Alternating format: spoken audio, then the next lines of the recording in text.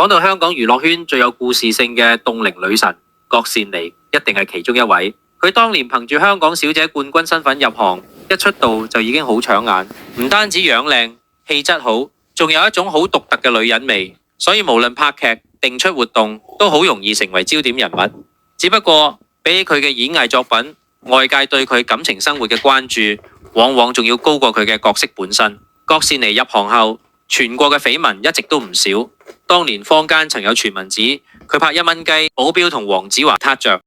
搞到黃子華同佢女朋友劉婉君分開，跟住有傳媒影到佢同谷德超食飯，谷德超仲送佢返酒店房逗留咗3個鐘至走。之後佢同溫兆倫因拍攝牛郎織女而撻着，兩人之後更一度被影到出雙入對，令呢段關係喺娛樂圈引起唔少討論。雖然多年嚟外界對呢段感情有好多唔同講法，但無可否認當時真係好熱嘅話題。02年同陳豪拍《洛神》又撻着，傳聞陳豪一腳踏兩船。周旋喺陳慧珊同郭羨妮之間，到咗03年，傳聞同馬浚偉拍攝《帝女花》而撻着，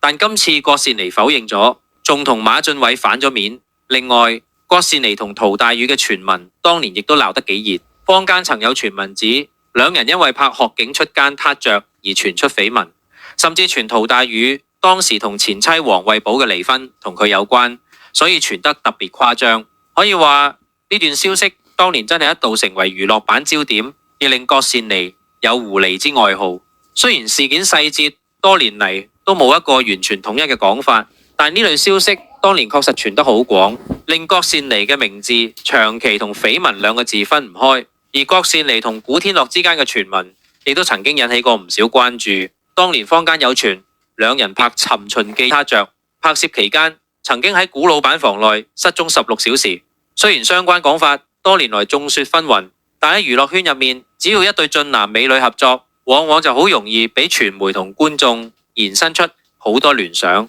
郭羨妮當年正正就係呢種情況，幾乎每次有新戲合作都會同男主角撻着。其實講到底，郭羨妮最有故事性嘅地方，唔止係因為佢靚，而係佢一入行就已經處於高曝光狀態，樣貌、氣質、笑容，加上感情傳聞，一直都令佢成為娛樂版常客。觀眾對佢嘅印象，除咗係《尋秦記》入面嘅琴清、無名天使 3D 入面嘅女強人角色之外，仲有就係佢一連串成為熱話嘅感情新聞。不過如果今日再睇返，郭羨妮後來其實都慢慢回歸低調生活，由昔日經常被放大檢視嘅香港小姐冠軍女神，到而家以家庭為重，生活穩定。佢嘅人生都算係行過一段幾唔簡單嘅路。外界以前可能淨係記得佢嘅緋聞，但而家更多人會記住嘅係佢由高調走到平靜，由話題人物變成凍齡女神嘅轉變。所以如果你要用一句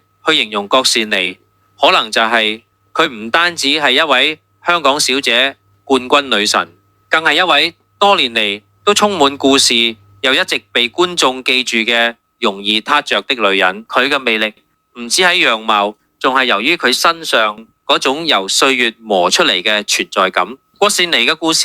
最吸引嘅地方唔係單單幾段傳聞，而係佢點樣由全城焦點慢慢走到屬於自己嘅低調生活。同好多成功男人一樣，好似黎明、郭富城，甚至係大劉，當璀璨煙花過後，喺一個寧靜嘅晚上，靜靜咁坐喺度，一壺清茶，一碟花生，背後默默守護住你嘅，往往係一個平淡、樸素、低調嘅人。